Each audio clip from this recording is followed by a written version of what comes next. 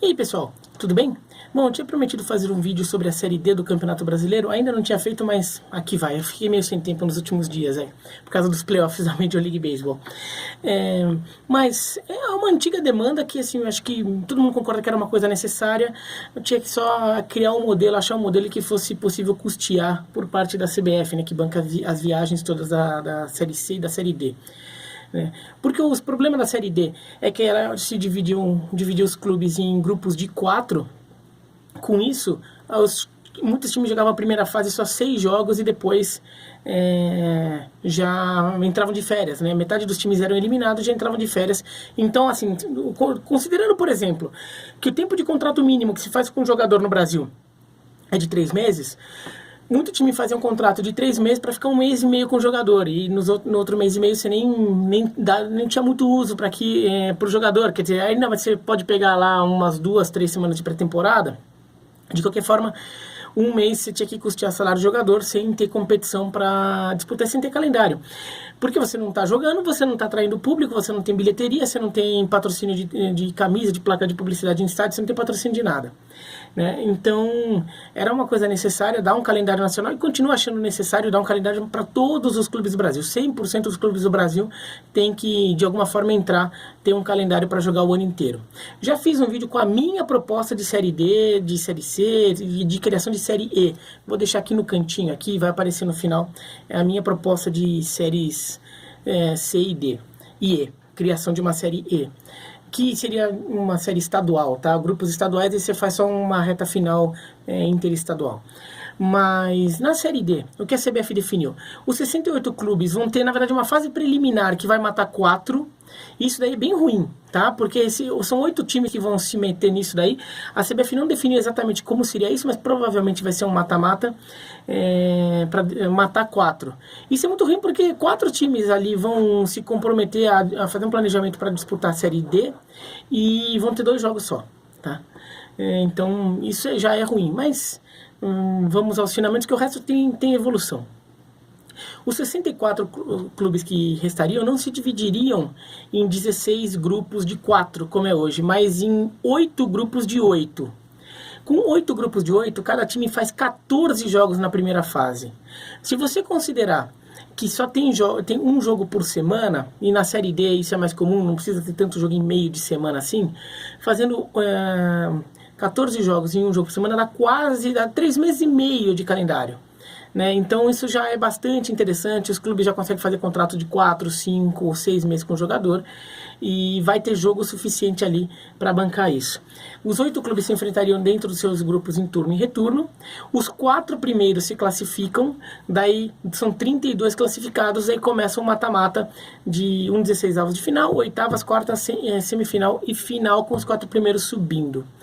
Esse é o formato, tem muita evolução, o principal deles é dar 14 jogos na primeira fase, 14 jogos garantidos para todos os times, tirando aqueles 4 que vão cair na fase preliminar ali, que eu ainda acho que tem que fazer alguma coisa para resolver melhor a vida deles. Então, acho que tem uma evolução aí muito clara. O que eu faria de diferente? Assim, pensando nesse formato, mas como eu poderia usar esse formato fazendo ele ficar até um pouco melhor, tá? O que eu faria? Primeiro, que são 32 times se classificam. Por que não pega os 32 que não se classificam e rebaixam eles? Um problema da Série D hoje é que o time joga a Série D e o único jeito dele garantir que vai jogar alguma competição nacional no ano seguinte é se ele subir de divisão. Né? Porque a Série D é sempre formada pelos times que caíram da Série C do ano anterior e mais os times que se classificaram em competições estaduais. Por que você não dá a todos os times que passarem de fase na Série C, aos 32, a vaga garantida para o ano seguinte? E você só renova a metade da Série D. A outra, com 32, você consegue dar uma vaga por estado e você ainda até consegue, de repente, uma vaga por estado não vai dar, vão dar 26. Ainda vão sobrar ali 6 vagas. E daí você pode até criar um mini torneio, um classificatório, para dar essas 6 vagas extras, para definir que times ficam com essas 6 vagas extras. Dessa forma, você faz com que times joguem a Série D por alguns anos em sequência e conseguem criar raiz, conseguem fazer um trabalho de longo prazo. Você consegue montar um grupo, mesmo que você não suba, você fez uma boa campanha, ser premiado jogando a Série D no ano seguinte, você teoricamente é um time em mais condição. Como a Série D troca tudo de um ano para o outro, às vezes vem time meio vendo que surge do nada, time que não tem um projeto muito claro, mas fez um bom estadual, então acabou conseguindo a vaga, mas não tem um compromisso realmente grande de fazer uma competição longa. Então acho que os 4 primeiros, os 32 times que passassem de fase poderiam já ter a vaga na Série D do ano seguinte. Isso acho que seria uma coisa bem legal. E se aumenta a briga aí pelas vagas que sobram, até com essa possibilidade de criar uma repescagem para as demais. Outra possibilidade, que não é excludente, eu pensei nos 4 primeiros de cada grupo garantirem vaga no ano seguinte. Mas pode fazer que os 4 garantem, mas não os 4 se classifiquem para o mata-mata. De repente, só os 3 primeiros se classificarem. Mas como ficaria? O primeiro colocado de cada grupo, os 8 primeiros colocados, vão direto para as oitavas de final. E enquanto isso, os segundos e terceiros jogam uma repescagem, faz um mata-mata preliminar entre eles, entre segundos e terceiros de cada grupo, para definir as outras 8 vagas nas oitavas de final. Qual que é a ideia aí?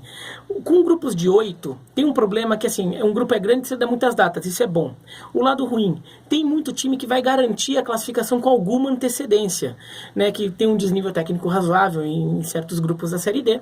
Algum time vai disparar na frente, ele vai garantir a vaga. E no final das contas, ele pode ser um pouco punido por isso, porque, de repente, os últimos 2 jogos dele em casa já sejam jogos sem muito interesse e talvez nem tenha tanto apelo de público, tudo.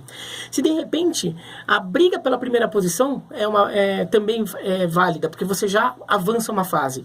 Então você briga para ficar entre os 4 primeiros para garantir a permanência na Série D. Daí, quando isso já estiver bem encaminhado, você começa a brigar para ser um dos 3 primeiros, para garantir vaga no mata-mata. E quando você já estiver ali brigando pela primeira e segunda posição, você começa a brigar pela primeira posição. Você não vai se acomodar em, já estou classificado. As pessoas esquecem disso. Mas quando tinha brasileiro com mata-mata, que tinha aquele fase de grupo único e depois os 8 primeiros iam para o mata-mata, isso era muito comum. Times que se classificavam se acomodavam nas rodadas finais porque já estavam garantidos, começava a rodar jogador, a torcida às vezes não ia mais tanto no estádio porque já era um jogo mais para cumprir tabela e não era legal, né? Esse deixava um time acabava sendo de alguma forma prejudicado, punido por tá com uma boa campanha e ter disparado na frente. Então você premia a primeira posição, premia a segunda e terceira e premia o quarto. Então você garante vaga para todo mundo ali, o interesse para todo mundo brigar pelas primeiras posições. Acho que poderia ser uma evolução. Você elimina também uma fase, um duelo ali, em que fica primeiro contra quarto, e que às vezes acontece do quarto eliminar o primeiro, e que às vezes é injusto. Então, para o primeiro colocado, você dá uma segunda chance. Quem já jogou muito Série C sabe disso. Como é muito comum, às vezes, o primeiro colocado da primeira fase pegar o quarto do outro grupo e ser eliminado. Aconteceu muitas vezes. A torcida do Fortaleza sabe disso muito bem. A torcida do Náutico passou isso no ano passado. Então, é uma coisa que às vezes fica um pouco dura, assim, para ver, e assim, você foi tão bem num campeonato longo, às vezes de repente você tem um prêmiozinho ali no mata-mata, não seria ruim. Então acho que isso poderia ser adaptações desse formato atual, que eu já achei que é uma evolução, não é o meu ideal. Eu falei naquele outro vídeo aqui qual eu acho que é o ideal. Eu incluiria mais times. Na verdade, eu incluiria mais times na Série C. A Série C tem 20, acho muito pouco. Acho que a Série C podia crescer. Ela tem 2 grupos de 10, ela podia ser 2 grupos de 14 ou 2 grupos de 16. Primeiro faz com 14, se de repente perceber que dá margem, aumenta para 16, faz 2 grupos de 14 e depois faz a Série D. Você põe mais time grande, tem muito time tradicional no Brasil aí, por todo o país, assim, estou até pegando 3 aqui para representar Nacional, Campinense e Fluminense de Feira, aqui para representar um pouco times que estão orbitando a Série D, tá bom? Mas isso, então, se gostou do vídeo, dá um joinha, se não gostou, se inscreve no canal, clica no sininho. Tá bom? E escreve aqui embaixo o que vocês acham desse formato da Série D que a CBF anunciou. Ah, outra coisa, a CBF anunciou também, nesta terça-feira, o dia que eu tô gravando o vídeo, que não há interesse numa Série E no momento. Eu defendo a criação de uma Série E, que seria grupos estaduais, que depois lá para outubro, novembro, você pega os melhores de cada estado e faz uma reta final interestadual ali para tirar os times que vão para a Série D. Mas a CBF até que fez um raciocínio que faz sentido. Vamos primeiro consolidar as competições atuais nos novos modelos dela, no caso a Série D. Quando ela consolidar, a gente pode pensar na Série E, por enquanto não é o momento, tá bom? Um abraço e até mais.